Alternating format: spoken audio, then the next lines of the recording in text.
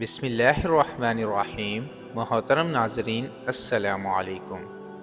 معدان بن طلحہ تابعی کا بیان ہے کہ رسول اللہ صلی اللہ علیہ وسلم کے آزاد کردہ غلام اور خادم خاص حضرت ثوبان رضی اللہ تعالی عنہ سے میری ملاقات ہوئی تو میں نے ان سے عرض کیا کہ مجھے کوئی ایسا عمل بتائیں جس کے کرنے سے اللہ تعالی مجھے جنت عطا فرما دے۔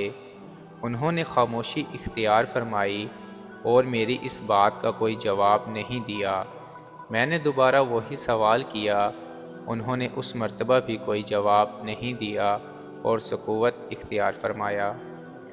اس کے بعد تیسری مرتبہ میں نے پھر وہی سوال کیا تو انہوں نے فرمایا کہ یہی سوال میں نے رسول اللہ صلی اللہ علیہ وسلم سے کیا تھا، تو آپ صلی اللہ علیہ وسلم نے فرمایا تھا کہ تم اللہ کے حضور میں سجدے زیادہ کیا کرو، جو سجدہ بھی تم اللہ کے لیے کرو گے اس کے صلہ میں اللہ تعالیٰ تمہارا درجہ ضرور بلند کرے گا اور تمہارا کوئی نہ کوئی گناہ اس کی وجہ سے ضرور معاف ہوگا۔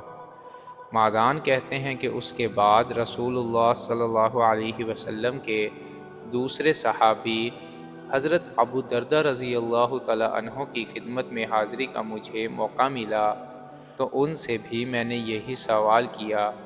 انہوں نے بالکل وہی بتایا جو حضرت ثوبان رضی اللہ تعالی عنہ نے فرمایا تھا۔ اللہ پاک ہمیں اس حدیث پر عمل کرنے کی توفیق عطا فرمائے، آمین۔